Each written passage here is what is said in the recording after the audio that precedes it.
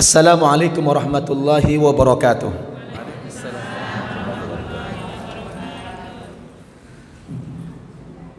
Alhamdulillah. Alhamdulillahilladzi allafa baina qulubina fa asbahna bi ni'matihi ikhwana. Wassalatu wassalamu ala Rasulillah Sayyidina Muhammad ibn Abdullah wa ala alihi wa ashabihi wa mawalah. Allahumma bika asbahna wa bika amsayna wa bika nahya wa bika namutu wa ilaihi nusyur. Asbahna ala fitratil Islam wa kalimatil ikhlas wa ala dini nabiyyina Muhammadin sallallahu alaihi wasallam wa ala millati abina Ibrahim hanifa wa ma kana minal musyrikin. Radina billahi rabba wa bil islami dina wa bi Muhammadir rasula. Assalamualaikum.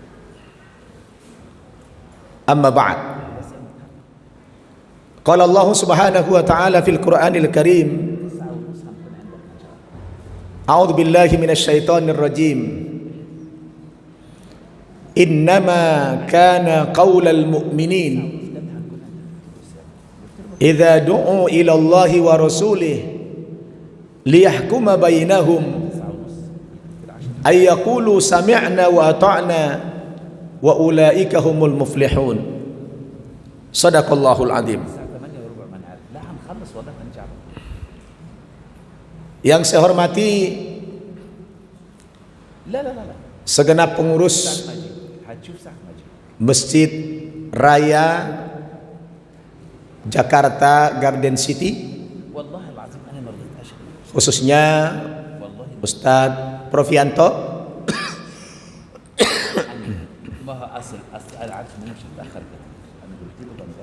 yang mulia guru kita Syekh Ali Ibrahim min Al-Qahirah wa huwa mab'uts min Al-Jami'ah Al-Azhar Asy-Syarif. Bapak-bapak, ibu-ibu, saudara-saudara jamaah kuliah subuh Masjid JGC rahimakumullah.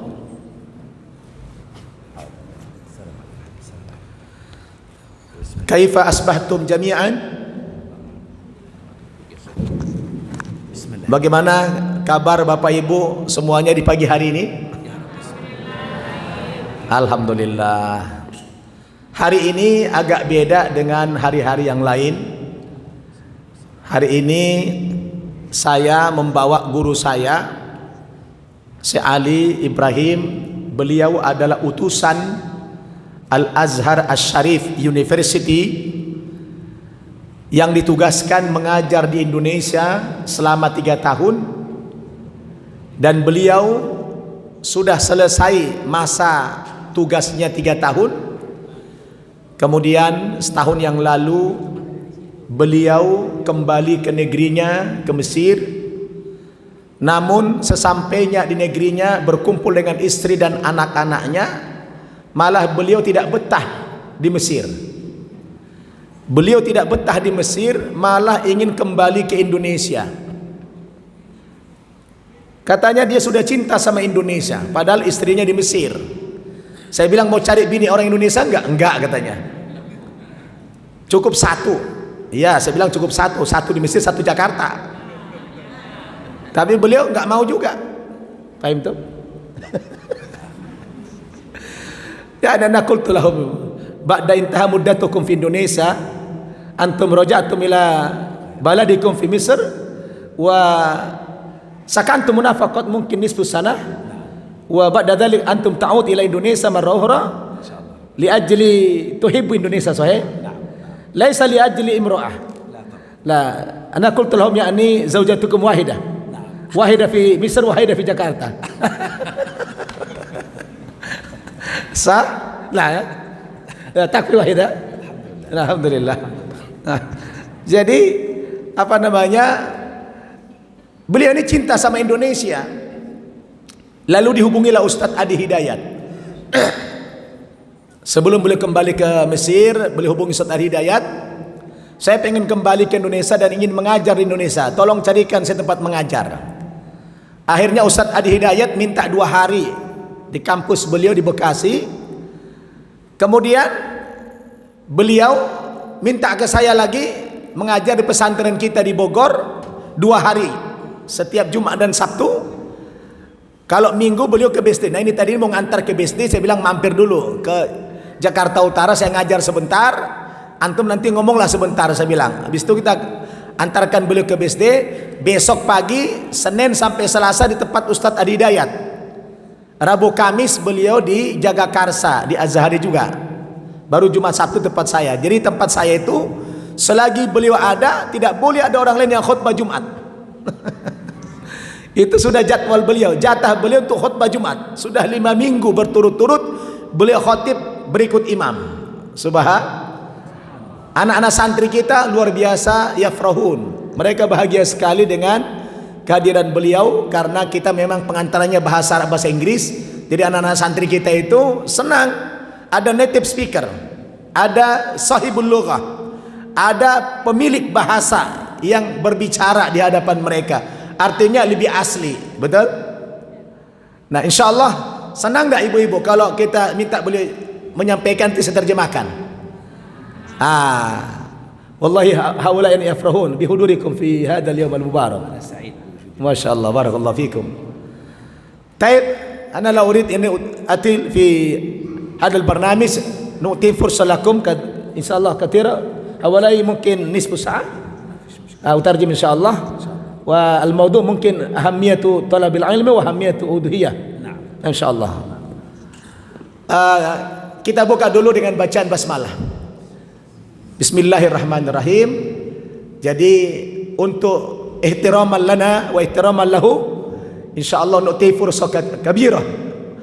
Ya, kesempatan yang besar kepada beliau untuk menyampaikan sedikit tentang tausiat dari beliau yang sangat bermanfaat kepada kita karena beliau ini seorang alim. Ya, seorang alim.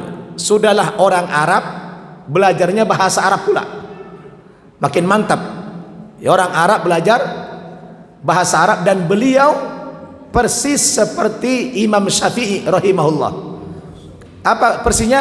Imam Syafi'i itu hafal Al-Quran 30 juz umur 9 tahun dan beliau juga hafal Quran 30 juz umur 9 tahun. Umur 9 tahun sudah hafal 30 juz beliau. Hafalnya mutkin, bukan hafal-hafal yang sekali jalan, tapi hafalnya itu mutkin. Ibu bapak baca di ayat mana saja, silakan dites yang mana, beliau bisa melanjutkan semuanya. Itu pertanda orangnya mutkin. Tapi ya saya, falyatafaddal masykurah. Mik bisa cabang begini. Assalamualaikum warahmatullahi wabarakatuh. Waalaikumsalam. بداية أقدم لكم تحياتي وتقديري وسعادتي وامتناني لحضوري بينكم في هذا اليوم المبارك. بسم الله الرحمن الرحيم. الحمد لله رب العالمين، والصلاة والسلام على أسعد الخلق أجمعين سيدنا محمد وعلى آله وصحبه ومن والاه وبعد.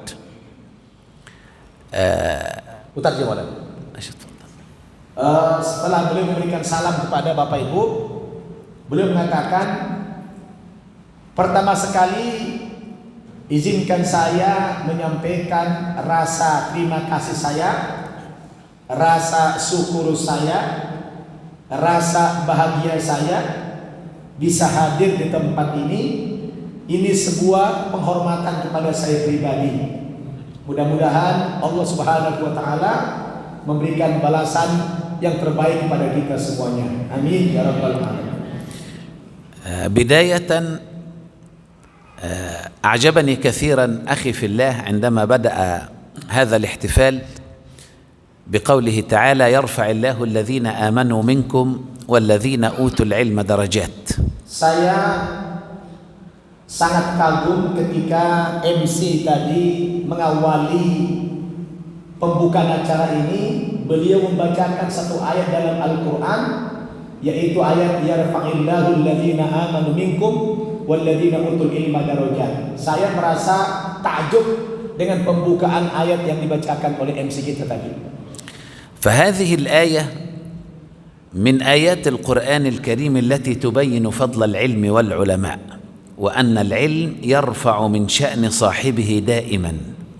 Dan dari ayat inilah nanti akan saya sampaikan kepada Bapak Ibu tentang keutamaan ilmu.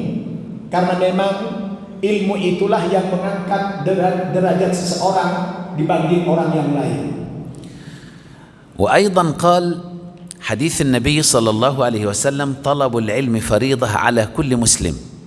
هذا الحديث حديث ربما لا يفهمه الكثيرون منا، فالنبي صلى الله عليه وسلم عندما قال طلب العلم فريضة فكلام النبي صلى الله عليه وسلم لا بد وأن يؤخذ على محمل الجد.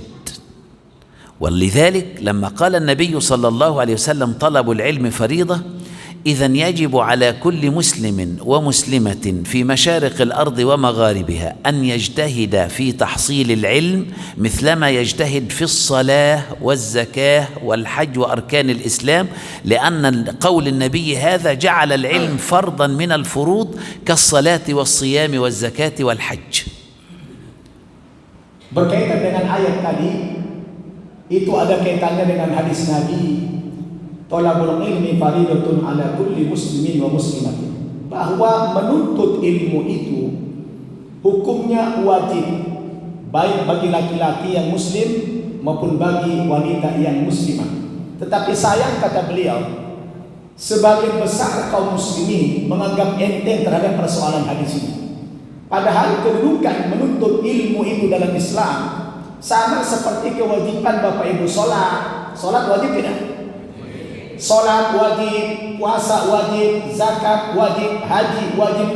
Demikian pula lah kedudukan menuntut ilmu dalam Islam wajib bagi laki-laki yang muslim maupun yang perempuan, min masyariqiha ila maghribiha, dari timur sampai ke barat, dari utara sampai ke selatan, itu semua umat Islam diwajibkan menuntut ilmu, karena ilmu itu yang mengangkat derajat seseorang di sisi Allah Subhanahu wa taala. ومما يدل على أهمية العلم في الإسلام أن الله تبارك وتعالى ما أمر حبيبه محمد صلى الله عليه وسلم بالتزود من شيء إلا من العلم، وقل رب زدني علما.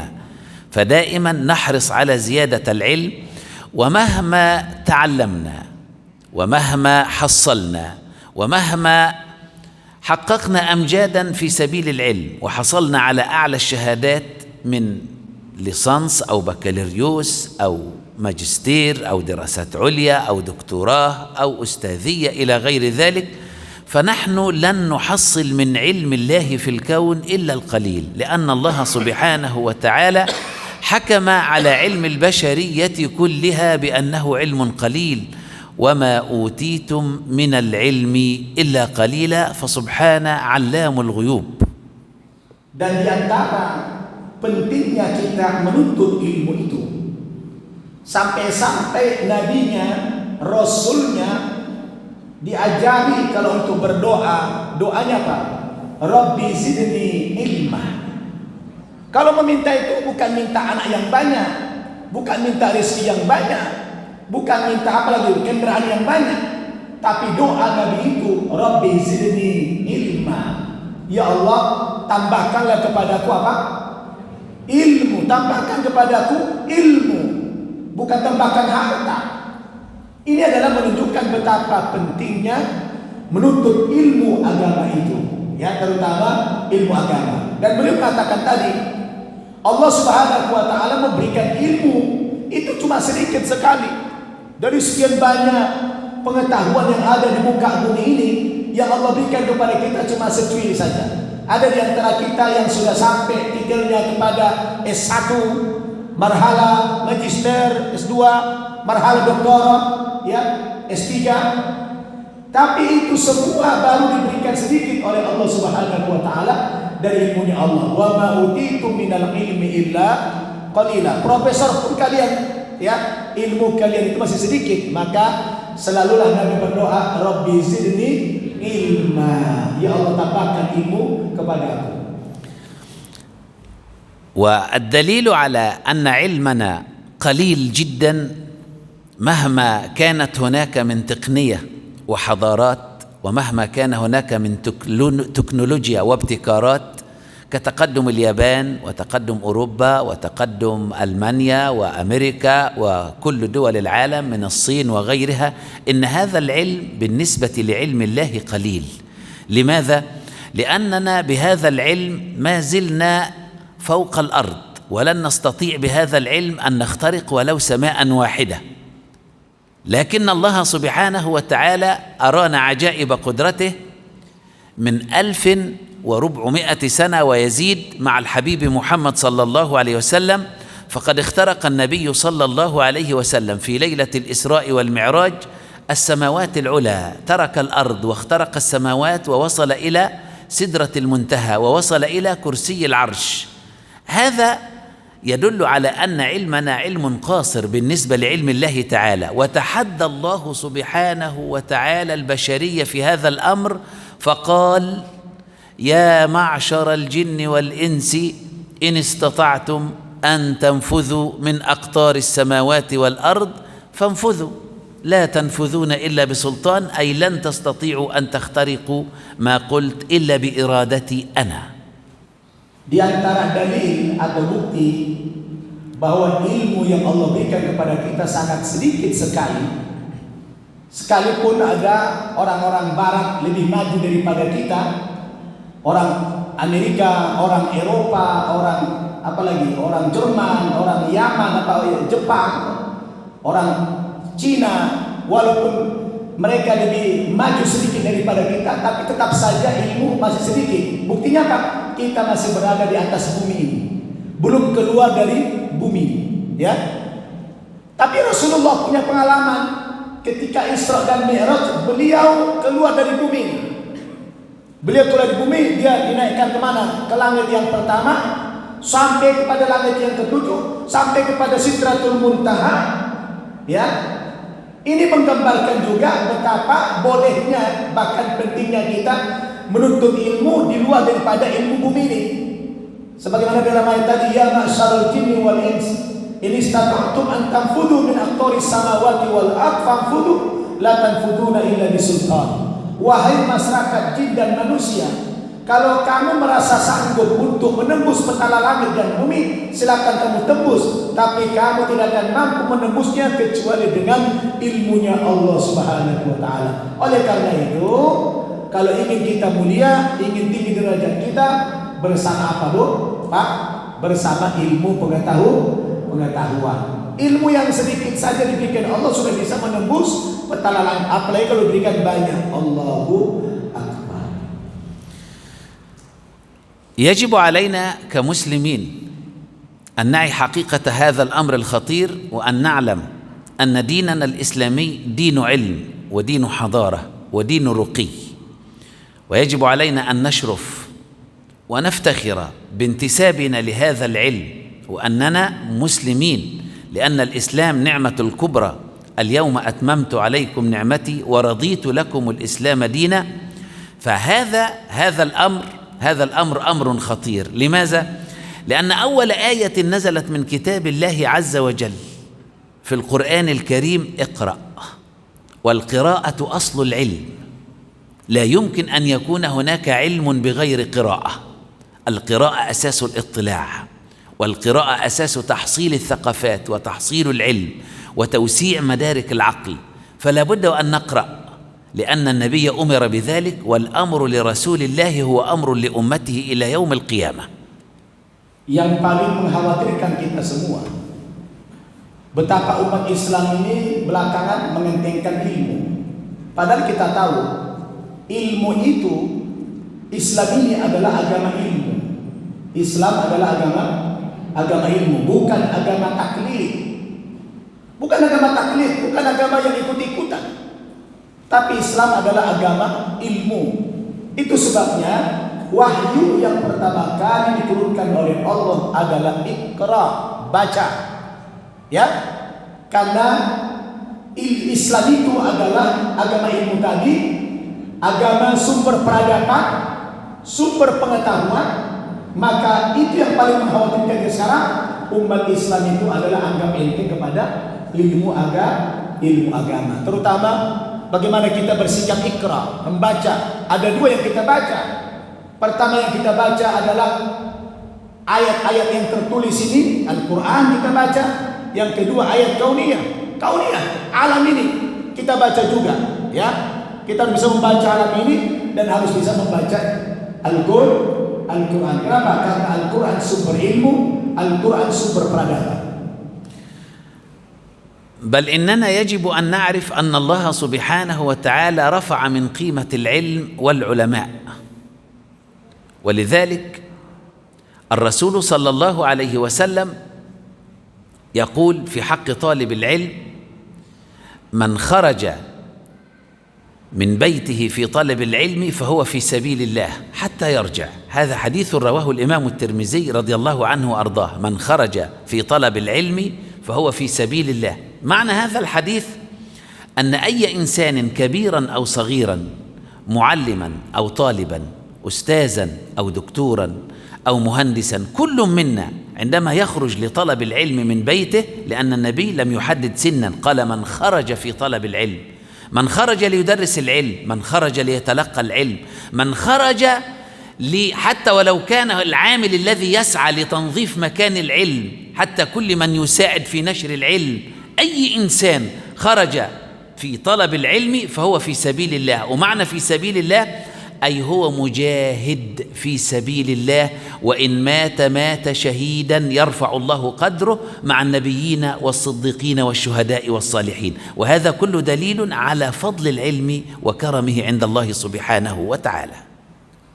Wajib kita mengetahui bagaimana keutamaan ilmu itu, bahwa Allah Subhanahu wa taala mengangkat derajatnya orang yang berilmu pengetahuan tadi, sampai-sampai Rasul mengatakan, barang siapa yang keluar dari rumahnya, man kharaja fi talabil ilmi, siapa yang keluar dari rumahnya pergi untuk menuntut ilmu pengetahuan, fahuwa fi sabilillah, maka dia dianggap sebagai orang yang berjihad di jalan Allah Subhanahu wa taala. Apakah itu yang pergi ke majelis ilmu seorang tulabul ilmi, penuntut ilmu, apakah seorang ustaz, apakah seorang master, apakah seorang doktor, apakah seorang insinyur, muhandis, siapa saja, termasuk yang menyiapkan fasilitasnya, menyiapkan mikrofon ini, menyiapkan meja ini, menyiapkan minuman buat ustadznya, ya, semua kalau tujuannya dalam rangka untuk bertolabul ilmi, bukan hanya yang menulis, bukan hanya yang menyampaikan, tapi yang menyiapkan alat-alat ini semua, dianggap orang yang berjihad di jalan Allah Subhanahu wa taala. Kalau dia mati dalam suasana itu, maka matinya adalah mati syahid, kata beliau. Matinya mati syahid. Kenapa? Karena orang itu sedang pergi menuntut ilmu, ada yang menyiapkan fasilitas ilmunya, ada yang menyiapkan minuman buat gurunya, itu semua sama kedudukannya. Yang menuntut ilmu, yang mengajarkannya, yang menyiapkannya, semua sama-sama dianggap berjihad di jalan Allah Subhanahu wa taala. Jazakumullah khairan, barakallahu fikum. ولذلك يا أحبابي سيدنا معاذ بن جبل أحد صحابة النبي صلى الله عليه وسلم يقول تعلموا العلم فإن تعلمه لله خشية. انظر إلى قول معاذ: تعلموا العلم، يأمرنا بطلب العلم. تعلموا العلم فإن تعلمه لله خشية، ومدارسته استغفار، ومذاكرته تسبيح، والبحث عنه جهاد في سبيل الله. كل كلمة من الكلمات التي قالها سيدنا معاذ والله تحتاج إلى محاضرة. تعلموا العلم فإن تعلمه لله خشية، ولذلك إنما يخشى الله من عباده العلماء، فالعلماء هم أكثر الناس خشية لله سبحانه وتعالى، لأنهم هم الذين يدركون بعقولهم قدرة الله عز وجل فيما تبصر عيونهم أمامهم، فكانوا أشد الناس خشية. تعلموا العلم فإن تعلمه لله خشية، مدارسته تسبيح، مذاكرته استغفار، البحث عنه جهاد في سبيل الله، شرف ما بعده شرف لطالب العلم والراغب في ذلك. Betapa mulianya orang yang menuntut ilmu itu. Sampai-sampai Mu'az bin Jabal radhiyallahu anhu pernah mengatakan, ta'allumal ilmu, tuntutlah ilmu itu. Karena sesungguhnya orang yang menuntut ilmu itu adalah orang yang paling takut kepada Allah Subhanahu wa taala. Orang yang paling takut kepada Allah adalah orang yang berilmu. Maka ada ayat mengatakan, innama yakhshallaha min ibadihi ulama. Sesungguhnya orang yang paling takut kepada Allah di antara hamba-hamba ini siapa? Al-ulama, orang yang berilmu pengetahuan, ya. Semakin tinggi kadar ilmu kita, semakin luas wawasan kita, maka semakin ada perasaan takut kepada Allah Subhanahu wa taala. Kenapa manusia berani melakukan dosa, berani melakukan maksiat? Karena mereka tidak tahu apa konsekuensinya kelak. Betul? Maka ya, orang yang mempelajari ilmu itu dianggap sebagai orang yang bertasbih kepada Allah. Ya, orang yang menuntut ilmu dianggap sebagai orang yang berjihad di jalan Allah Subhanahu wa taala.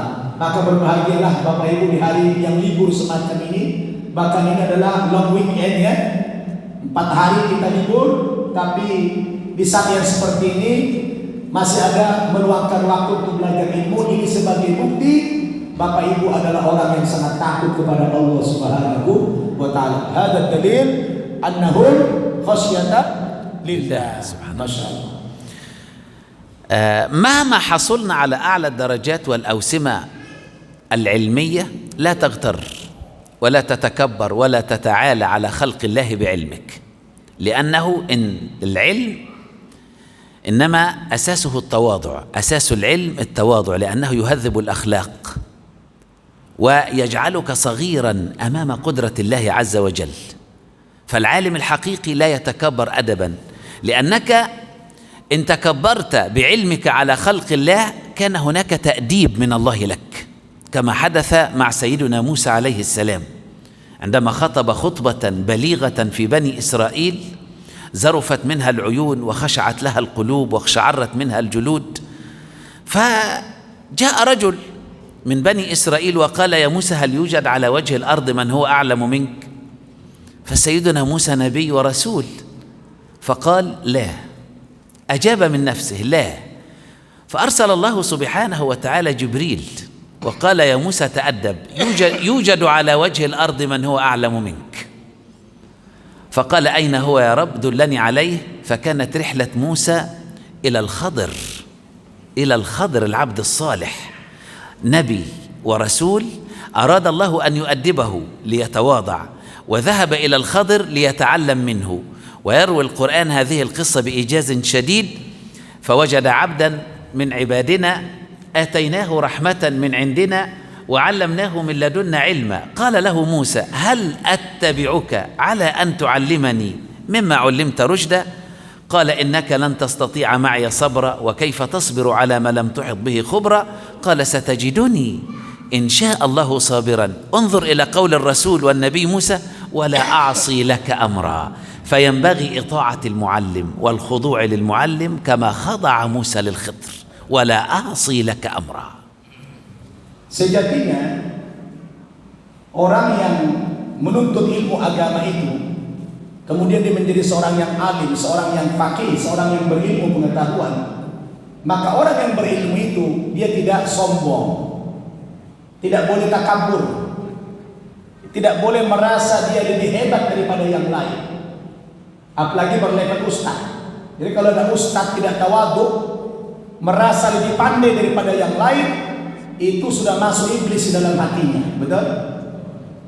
Satu hari ada seseorang datang kepada Musa bertanya, wahai Musa, adakah manusia di muka bumi ini orang yang lebih pandai daripada Anda? Dia bertanya kepada Nabi Musa. Musa mengatakan gak ada lagi. Kata Musa, agak sedikit ada sombongnya dikit, mungkin gitulah. Jadi orang bertanya, adakah yang lebih alim daripada Anda Musa? Kata Musa, gak ada. Gak ada lagi manusia yang lebih pandai dari saya. Akhirnya Allah Subhanahu wa taala mengutus malaikat Jibril menyampaikan kepada Musa, ya, dan ini sebagai teguran, sebagai peringatan kepada Nabi Musa bahwa tidak boleh mengaku dirinya lebih hebat daripada yang lain, lebih pandai daripada yang lain. Malaikat Jibril menyampaikan kepada Musa bahwa ada lagi orang yang lebih pandai daripada dia, itulah Nabi Khidir. Ya, Nabi Khidir itu lebih hebat, lebih pandai daripada Nabi Musa alaihissalatu wassalam. Sampai suatu hari Nabi Musa dan Khidir ini pergi berjalan berdua bersamaan. Kemudian Khidir mengingatkan kepada Musa, kalau kamu nanti jalan sama saya, kamu tidak akan mampu, ya, kamu tidak akan mampu bersabar, ya, kalau jalan sama saya. Kenapa? Karena ada ilmu yang dimiliki oleh Nabi Khidir yang tidak dimiliki oleh Nabi Musa. Itulah namanya ilmu laduni. Ilmu apa? Ilmu laduni. Jadi Nabi Khidir itu dikasih Allah ilmu laduni. Ilmu laduni itu adalah ilmu yang tidak dipelajari, tapi langsung Allah berikan kepadanya pengetahuan yang spontan saja. Nah, itu tidak dimiliki oleh Nabi Musa. Kalau Musa ilmunya ilmu belajar, kalau Khidir ilmunya ilmu spontan yang dari Allah Subhanahu wa taala. Nah, termasuk ada kisah. Hal hunaka kisah yani fi indama dhahaba yani huma ila al-bahr البحر هذا. أنت تريد أن أقول قصة من المواقف موسى والخضر يعني؟ نعم. ما هو خلاص، ما هو أنا لا أريد أن أقول قصص عشان الوقت، لأن فيه أشياء كثيرة. لكن أنا أركز على نقطة واحدة. المهم عندي أن العلم أساسه التواضع وعدم التكبر.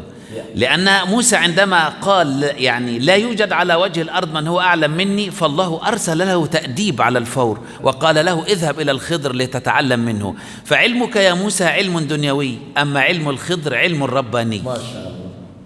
Jadi sebenarnya pelajaran yang bisa diambil dari kisah ini bahwa sesungguhnya ilmu itu harus melahirkan ketawaduan. Tawadu itu lawannya didduh maga takabbur. Lawan tawadu apa? Takabur.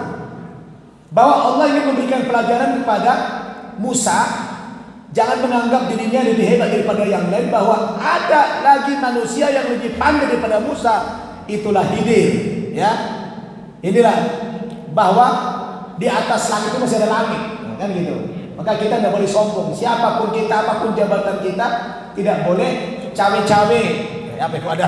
Kok lari ke cawe-cawe? Hah? Kok lari ke cawe-cawe?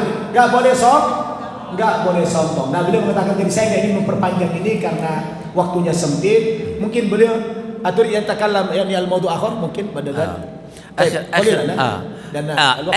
آخر شيء أقوله عن العلم، شاءت إرادة الله سبحانه وتعالى أن يكون معلم البشرية أمي لا يقرأ ولا يكتب، محمد صلى الله عليه وسلم، وهذا إعجاز ما بعده إعجاز. أطرح عليكم سؤالا، لماذا كان النبي أميا؟ Ya, jadi kita punya seorang Nabi Muhammad sallallahu alaihi wasallam. Allah jadikan Nabi Muhammad itu orang yang buta huruf. Beliau tidak bisa membaca, tidak bisa menulis. Pertanyaannya, kenapa Allah membuat Nabi besar ini, ya, menjadi seorang Rasul umat, Nabi akhir zaman, tetapi beliau ummi, beliau buta huruf, la yaqra wa la yaktub, tidak bisa membaca, tidak bisa menulis. Apa hikmah dibalik beliau buta huruf itu?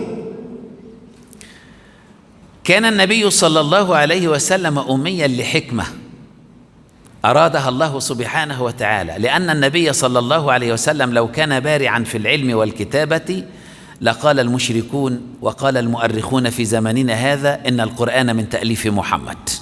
Masya Allah. Jadi hikmah bagaimana Allah Subhanahu wa taala menjadikan Nabi Muhammad itu buta huruf, tidak bisa membaca, tidak bisa menulis. Ini ada hikmahnya. Hikmahnya adalah ini nanti sebagai hujah. Kalau Muhammad itu bisa membaca, bisa menulis, niscaya orang-orang musyrik itu mengatakan bahwa Al-Quran yang dimiliki Muhammad itu merupakan karangan, tulisan daripada Nabi Muhammad, dari pemikiran Nabi Muhammad, maka Allah sengajakan beliau itu buta huruf karena beliau diberikan wahyu oleh Allah Subhanahu wa taala yang Nabi Muhammad sendiri tidak bisa membaca, tidak bisa menulisnya. فبالرغم من أمية النبي صلى الله عليه وسلم إلا أن الأمية في شخص رسول الله كانت عين العلم، على الرغم من أميته صلى الله عليه وسلم إلا أنه أعطانا العلم الكثير عن كل ما يحيط بالكون وما فيه من علم وما فيه من اكتشافات. وجاءت أحاديث النبي صلى الله عليه وسلم لتحل كل الإشكالات، سواء كانت مشاكل اقتصادية أو مشاكل اجتماعية أو مشاكل إنسانية أو مشاكل إخلاقية. فكانت أخلاق النبي صلى الله عليه وسلم من عند الله سبحانه وتعالى.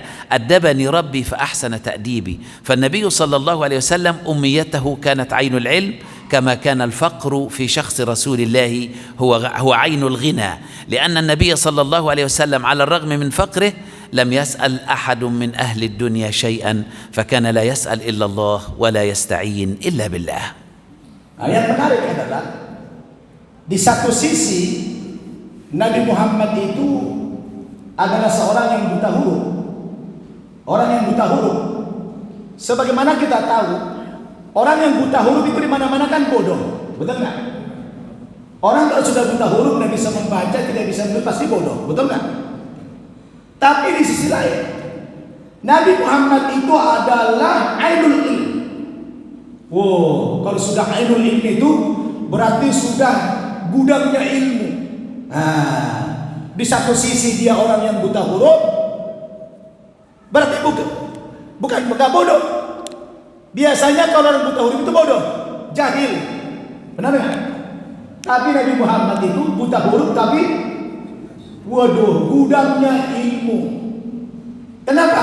Karena kepadanya diserahkan Al-Quran oleh Allah, yang Al-Quran itu bisa menyelesaikan seluruh persoalan kehidupan manusia, mengatasi persoalan ekonomi, mengatasi persoalan politik, mengatasi persoalan kebudayaan, mengatasi persoalan sosial, persoalan apa saja di dunia ini bisa diatasi muskilahnya oleh Al-Quran. Maka Nabi Muhammad itu adalah seorang yang ainul ilm, ya, walaupun dia buta huruf. Kenapa? Karena Nabi Muhammad diberikan Al-Quran oleh Allah, wa ma yantiqu 'anil hawa in huwa illa wahyu yuha. Beliau tidak bicara dengan hawa nafsunya, tapi beliau berbicara dengan wahyu dari Allah Subhanahu wa taala. Man sahibul ilm? Siapa pemilik ilmu itu? Allah Subhanahu wa taala. Mungkin ننتقل إلى موضوع خلاص. أما بالنسبة للأضحية فهي أمر عظيم في حياة المسلمين، لأنها امتداد لرسالات الأنبياء، امتداد لرسالات الأنبياء. ولذلك عندما تنظر إلى الأضحية عليك أن تتذكر موقف الخليل إبراهيم مع ولده إسماعيل، وأن الله سبحانه وتعالى يأمر خليله وحبيبه إبراهيم بأن يذبح ولده إسماعيل. لكنني أقول لكم، هل من العقل وهل من المنطق أن الله سبحانه وتعالى الذي حرم قتل النفس والذي حافظ عليها وقال في القرآن الكريم من قتل نفسا فكأنما قتل الناس جميعا ومن أحياها فكأنما أحيا الناس جميعا، فالله الذي يحافظ على عدم إزهاق الأرواح، هل من العقل والمنطق أن يأمر الخليل بذبح ولده إبراهيم؟ Masya Allah. Karena keterbatasan waktu, kata beliau, saya tidak perpanjang lagi membahas tentang keutamaan ilmu, karena pastilah Bapak Ibu sudah tahu semua keutamaan ilmu ini. Tapi karena sekarang ada momentum, kita sudah di bulan Zulqa'dah dan sebentar lagi termasuk di bulan Zulhijjah, di mana di bulan Zulhijjah nanti ada satu syariat, ada satu perintah dari Allah Subhanahu wa taala untuk berkurban. Maka pada kesempatan yang sempit ini pula saya sisipkan sedikit materi tentang ahamiyatul udhiyah, pentingnya berkurban. Ada satu hal yang luar biasa. Sebagaimana kita tahu bahwa kurban ini merupakan syariat peninggalan daripada Nabi Ibrahim Khalilullah. Nabi Ibrahim alaihi salatu wassalam. Nabi Ibrahim kekasih Allah Subhanahu wa ta'ala. Bahwa Nabi Ibrahim ini dalam sejarah beliau mengorbankan anak kandungnya yaitu Ismail yang sudah lama sekali tunggu-tunggu. Tapi ada yang menggelitik, ada yang menggelitik, ada yang lucu dari kisah ini. Di satu sisi Allah Subhanahu wa ta'ala memerintahkan Nabi Musa menyembelih anak kandungnya yang sudah lama ditunggu-tunggu. Di satu sisi. Namun di sisi lain Allah Subhanahu wa ta'ala mengharamkan manusia membunuh manusia yang lain. Ini sedikit agak menggelitik saya. Di satu sisi Allah perintahkan Ibrahim menyembelih putranya Ismail, tetapi di sisi lain Allah mengharamkan pembunuhan. Nah kan gitu. Allah mengharamkan pembunuhan. Sebagaimana dalam ayat Quran yang kita baca tadi, man qatala nafsan bighairi nafsin aw fasadin fil ardi faka'annama qatala nasa jami'an. Barang siapa yang membunuh seorang manusia bukan dengan alasan karena dia sudah membunuh manusia lain atau karena sudah membuat kerusakan di muka bumi, tidak ada alasan untuk membunuh dia, maka yang membunuh seorang manusia ini, kata Allah, faka'annama qatala nasa jami'an, sama seperti telah membunuh seluruh umat manusia. Tetapi wa man ahyaha faqad ahyan nasa jami'an. Barang siapa yang menjaga, memelihara, menghidupkan satu manusia, sama seperti menghidupkan seluruh umat manusia. Nah ini yang agak lucu. Di satu sisi kita diperintah untuk memelihara kehidupan manusia, tidak boleh membunuh manusia. Tetapi sisi lain justru Allah Subhanahu wa ta'ala perintahkan Khalilullah Ibrahim untuk membunuh anak kandungnya sendiri. Apa hikmah di balik ini? Ini satu hal yang tidak logik, kata beliau, ghairu ma'qul. Ini enggak masuk akal. Di satu sisi disuruh pelihara kehidupan manusia, di sisi lain suruh bunuh anaknya. Nah, apa korelasinya di sini? Apa hikmahnya? الحكمة والدرس المستفاد من هذه القصة أن خليل الرحمن إبراهيم كان يعبد الله سبحانه وتعالى ليل نهار، وكانت عبادته متصلة مع ربه سبحانه وتعالى لا تنقطع لأي سبب من الأسباب. وكان سيدنا إبراهيم قد بلغ من الكبر عتيا، فقد تخطى 80 عاما ولم ينجب، فلما سأل الله الذرية أعطاه الله إسماعيل. فلما جاء إسماعيل انشغل قلب إبراهيم بولده، فأصبح يداعبه ويلاطفه ويحمله وينظر في وجهه ويقترب منه، وقلت عبادة إبراهيم إلى ربه. فأراد الله سبحانه وتعالى أن يختبر الخليل إبراهيم: أولدك أم أنا؟ فوضعه في هذا الاختبار. وهذا معنى قول الله تعالى: وإذ ابتلى إبراهيم ربه بكلمات، ابتلاه يعني اختبره فأتمهن، نجح في الاختبار وامتثل لأمر الله وبدأ فعلا ينفذ أمر الذبح. فالله سبحانه وتعالى عندما نجح في الاختبار قال له: إني جاعلك للناس إماما. فكان هذا الأمر اختبار من الله سبحانه وتعالى: أتحبني أنا يا إبراهيم أم تحب ولدك؟ فمحبة الله مقدمة على المال وعلى الأهل وعلى الولد وعلى الدنيا جميعا. Masya Allah. Sebagaimana kita ketahui, hikmah dari penyembelihan Ismail ini atas perintah Allah Subhanahu wa ta'ala kepada Ibrahim. Sebagaimana kita ketahui bahwa Nabi Ibrahim itu gelarnya adalah Khalilullah, kekasih Allah Subhanahu wa ta'ala. Kenapa disebut dia Khalilullah?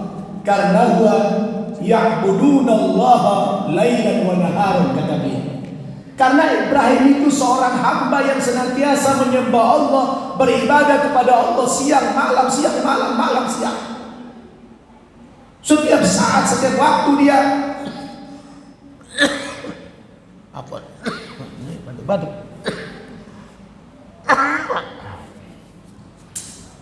Siang malam Nabi Ibrahim itu ibadah kepada Allah. Saking dekatnya Ibrahim kepada Allah, maka Allah memberikan gelar sebagai Khalilullah, kekasih Allah Subhanahu wa taala. Maka ketika Ibrahim sudah lanjut usia, umurnya sudah 80 tahun lebih, dia berdoa kepada Allah, Rabbi habli minas sholihin. Sudah 80 tahun lebih umurnya Ibrahim, istrinya belum hamil-hamil. Maka Ibrahim berdoa kepada Allah, Rabbi habli minas sholihin, ya Allah anugerahkan kepada aku anak yang soleh.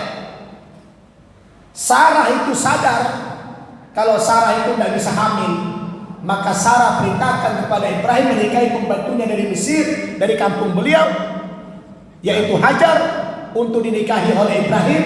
Lalu Hajar itu dengan doanya Ibrahim, Rabbi habli minas sholihin, dikabulkan doanya oleh Allah. Apa kata Allah?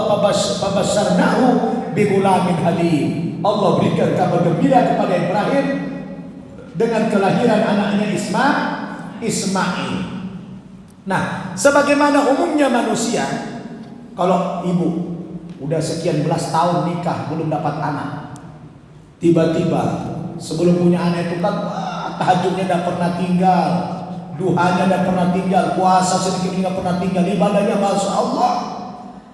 Karena udah belasan tahun, begitu istri ibu jadi hamil akan pertanda dapat anak. Begitu lahir anak ini, kata beliau tadi, Ibrahim sedikit agak berkurang ibadahnya. Agak berkurang ibadahnya Ibrahim. Gara-gara apa? Melampiaskan kebahagiaan Ibrahim terhadap anak ini, sehingga waktu-waktu Ibrahim itu lebih banyak tercurah kepada anak.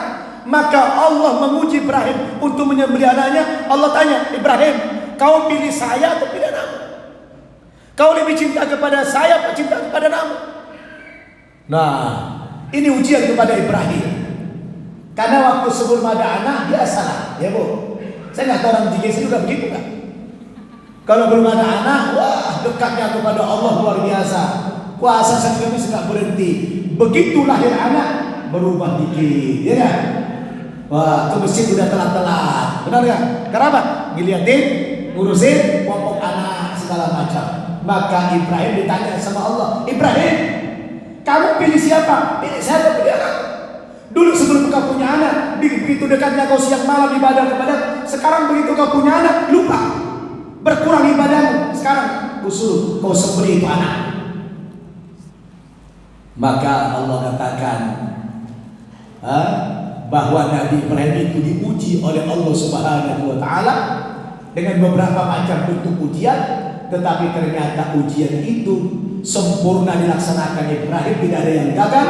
Ketika Ibrahim mau melaksanakan perintah anak yang begitu dia tunggu-tunggu puluhan tahun, cintanya luar biasa kepada Ismail, tapi kemudian ketika ada perintah mengorbankan Ismail, Ibrahim tidak ragu sedikit pun, disembelih itu Ismail oleh Ibrahim.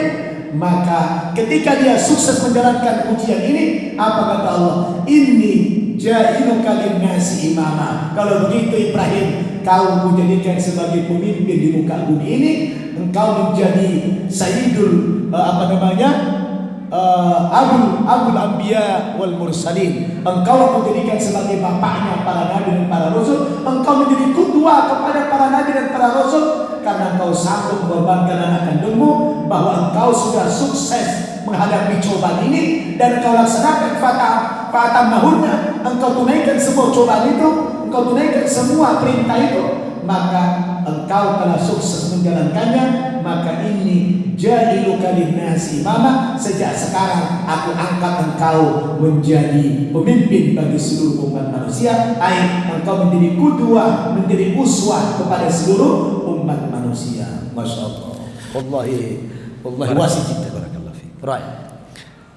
المهم رأى سيدنا إبراهيم عليه السلام في الرؤيا أنه يذبح ولده وفلذة كبده إسماعيل، ورؤيا الأنبياء صدق، وهم بتنفيذ الأمر وعرض الأمر على إسماعيل. إسماعيل كان حليما وكان مهذبا، لأن الله سبحانه وتعالى قال فبشرناه بغلام حليم، حليما مهذبا وسيبلغ الحلم ويصير رجلا. في نفس الوقت بدأ سيدنا إبراهيم يعرض الأمر على ابنه، فقال له يا بني إني أرى في المنام أني أذبحك فانظر ماذا ترى. بالله عليك لو أن هناك أبا مثلي أو أب مثلك قال لابنه ذلك، ماذا سيكون رد ابنه عليه؟ Iya, beliau mengatakan ketika turun perintah ini dalam bentuk mimpi, Ibrahim bermimpi 3 kali, kalah tamarrota, 3 kali mimpi. Dan kita tahu mimpi para nabi itu ru'ya shadiqah, mimpi yang benar, bukan kayak mimpi kita. Malam-malam mimpi makan roti bakar yang enak, begitu bangun gak ada apa-apa, mimpi hayalan, betul? Tapi kalau nabi itu mimpinya shadiqah, mimpinya benar. Lalu apa perintah Allah dalam mimpi itu? Allah perintahkan kepada Ibrahim anak satu-satunya untuk disembelih. Lalu Ibrahim bertanya kepada anaknya, "Nak, fandur maga tara." Coba kau pertimbangkan, nak. Coba kamu lihat. Allah perintahkan kepada ayah untuk menyembelih kamu anak satu-satunya. Sudah puluhan tahun ayah tunggu kamu, tapi ketika kamu sekarang sudah begini, Allah perintahkan kepada ayah menyembelih kamu. Kalau ayah pribadi tidak tega, pendapatmu gimana, nak? Coba kita tarik ke diri kita, kata beliau. Tarik diri kita. Saya atau bapak ibu, kata beliau. Kalau kita punya anak, lalu ibu bertanya atau bapak bertanya kepada anak, ayah mau menyembelih kamu. Kira-kira gimana jawaban anak kita? Hah? Paling dia bilang, kenapa nggak ayah aja? Karena ayah sudah lebih tua. Ayah kan sudah lebih lama hidup. Kenapa nggak ayah aja disembelih? لكن سيدنا إسماعيل عليه السلام رد بكل أدب نبي وأخلاق نبي وتربية نبي. قال يا أبت افعل ما تؤمر، أي ما أمرك به ربك، ستجدني إن شاء الله من الصابرين. فلما أسلم وتله للجبين. القصة المهم جاءت في التفاسير أن إسماعيل قال لأبيه يا أبتي أشدد رباطي، جب حبل وأربطني يا أبتي، أشدد رباطي حتى لا أنتفض فينتقص أجري عند الله. يا أبتي أكفف عني ثيابك، يعني شمر هدومك هكذا حتى لا ينتضح عليها شيء من دمي فتراه أمي فتحزن حزنا طويلا. يا أبتي استحد شفرتك، السكين، وأسرع مر السكين على حلقي ليكون أهون علي فإن الموت شديد. عند ذلك بدأ إبراهيم يمسك بالسكين وهو جالس على صدر إسماعيل ويمرر السكين على حلقه، لكن الله سبحانه وتعالى بعظمته وبقدرته سلب قدرة السكين على الذبح، فأصبحت كقطعة العجين في يد إبراهيم فلا تذبح. فقال إسماعيل يا أبتي كبني على وجهي واجلس على ظهري واذبح من رقبتي من هنا، لأنك إذا نظرت إلى وجهي أخذتك الشفقة بي فتعطلك عن تنفيذ أمر الله يا أبي. فبكى إبراهيم وقال يا ولدي نعم العون أنت على أمر الله. ثم بدأ إبراهيم يذبح، وهذا معنى قول الله تعالى فلما أسلم وتله للجبين. عند ذلك ضجت الملائكة في السماء وقالت إلهنا وسيدنا خليلك يذبح فلذة كبده، فأمر الله سبحانه وتعالى جبريل أن يهبط بكبش من الجنة ويذبحه إبراهيم فداء لإسماعيل. وفي الحقيقة لا يمكن أن يذبح إسماعيل. لماذا لا يمكن أن يذبح إسماعيل؟ لأنه لو ذبح إسماعيل ما كان هناك محمد سيد الأولين والآخرين وحامل لواء الشفاعة يوم الدين، ولا كان هناك أمة النور وأمة الهناءة والسعادة التي ختم الله بها سبحانه وتعالى الأمم، ما كان هناك نحن ولا غيرنا ولا امتدادا للنبي إلى يوم القيامة. Luar biasa. Ketika Ibrahim berkata kepada Ismail, nah, ayah mimpi 3 kali. Allah perintahkan kepada ayah untuk menyembelih kamu. Fandur maga tara. Coba kau perhatikan nah, gimana menurut pendapat. Bukan seperti anak tadi jawabnya. Benar-benar akhlaknya Ismail akhlak seorang nabi, sifatnya sifat seorang nabi. Maka jawaban daripada Ismail, ya abati fa'al ma tu'mar, satajiduni insyaallah minas sabirin. Wahai ayah, laksanakanlah apa yang diperintahkan Allah kepadamu dan jangan ada keraguan sedikit pun. Laksanakan, tunaikan perintah Allah ini. Niscaya ayah nanti akan menjumpai aku di akhirat termasuk anak yang sabar. Lalu ketika musyawarah di antara ayah dan anak ini sudah terlaksana, lalu Ibrahim membawa Ismail ke Mina dari Makkah. Sesampainya di sana, Ismail mengajari bapaknya, ayah, tajamkan pisaunya. Jangan sampai tumpul pisaunya, tajamkan pisaunya. Kemudian ikatlah badanku dengan kain sampai kakiku diikat yang kuat, supaya nanti karena menghadapi sakaratul maut itu sangat syadid, sangat ngeri sekali. Takut nanti ketika saya meronta-ronta, ayah ketakutan, akhirnya leher saya setengah putus. Kalau mati sekali enak, ini mati kagak, hidup kagak, jadi setengah mati. Diajari ke bapaknya, ikat saya, ikat yang kuat sampai kaki, pakai kain. Setelah diikat, lalu kata beliau tadi, Ibrahim menidurkan Ismail, lalu Ibrahim duduk di atas dadanya, ala sadrih ya, duduk di atas dadanya, lalu mau menyembelih lehernya Ismail. Tapi dengan kekuasaan Allah Subhanahu wa taala, ketika Ismail sudah mau disembelih, pisau yang tajam sudah menempel di lehernya, tiba-tiba dengan izin Allah, leher Ismail belum terputus, bahkan tidak tersentuh dengan pisau. Lalu Ismail mengatakan, kalau gitu ayah, karena gagal di depan, coba baringkan saya. Kalau tadi kepala muka ke atas, sekarang muka yang ke bawah, ke bumi, telungkup. Sehingga ayah nanti menyembelih, kalau tadi di depan gagal, dari leher belakang. Allahu Akbar. Gagal saja masih suruh lagi. Sudah gagal, disuruh lagi sama anaknya yang mau disembelih. Coba dari arah yang lain. Dari depan gak berhasil, coba dari belakang ya. Allahu Akbar. Luar biasa ya. Mestinya kalau gagal kan bersyukur, alhamdulillah, kan begitu. Ini enggak gagal, suruh lagi dari arah belakang.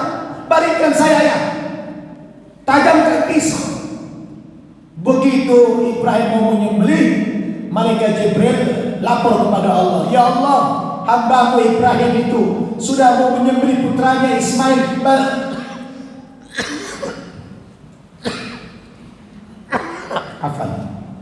Bagaimana itu ya Allah, kekasihmu itu sudah mau memotong anak kandungnya ya Allah. Ibrahim kata Jibril.